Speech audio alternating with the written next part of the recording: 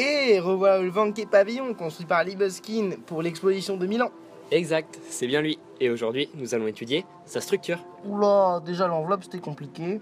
Mais non, ça va aller. Pour mieux comprendre, nous allons isoler une partie clé de l'ossature et l'étudier. En effet, en plan, la structure est régie par une trame poteau-poutre basique, bien que la forme des profilés soit très travaillée.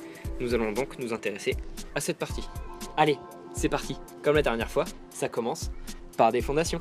Bon, ça on l'a déjà dit, hein. Oui, c'est vrai, mais les fondations sont essentielles dans la structure, car elles transmettent les efforts au sol. Tout d'abord, on vient creuser le sol afin de fonder le futur bâtiment. Ensuite, on coule une première couche de béton de propreté. Celui-ci sert à niveler le sol porteur.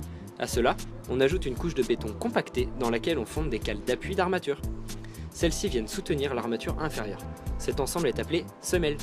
Avant la prise du béton, on ajoute des boulons d'ancrage qui connecteront la structure à la semelle.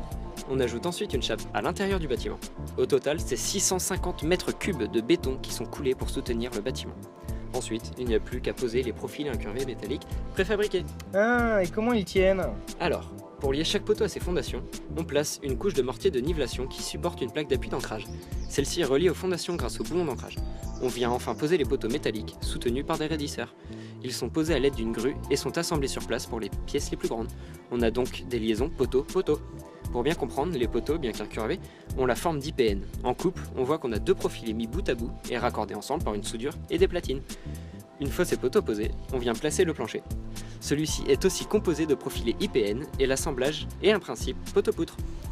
On utilise un assemblage soudé rigide. On ajoute d'abord des raidisseurs dans les IPN, puis des plaques d'appui pour soutenir les poutres.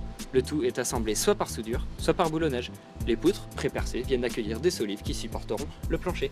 Dans le même temps, on vient ajouter des contreventements. Des quoi? Pour faire simple, les contreventements sont des dispositifs conçus pour reprendre les efforts du vent dans la structure et les descendre au sol. Ils sont disposés en façade en triangulation. En fait, il s'agit du type le plus fréquent. Ils sont liés aux poteaux et aux poutres par un système de douilles qui permettent à la structure d'être plus esthétique avec une liaison en cornière. Et les croix c'est quoi? Justement, on appelle ça des croix de Saint-André. Ce sont des contreventements, on les utilise pour inverser les efforts, c'est-à-dire qu'elles travaillent en compression et en traction. Leur utilisation à cet endroit de la structure s'explique ici, selon moi, par la présence du porte-à-faux. À ce moment-là, on peut considérer que la structure est stable. Du coup, elle est assez résistante et transmet les efforts qu'elle subit aux fondations. On peut donc passer à l'enveloppe. Ah oui, donc si j'ai tout bien compris, on a les fondations qui transmettent les efforts au sol, puis des poteaux qui travaillent en compression. À cela, on ajoute des poutres et des contreventements pour reprendre les efforts nécessaires à la stabilité de l'ensemble, le tout transmettant les forces au sol. C'est tout bon!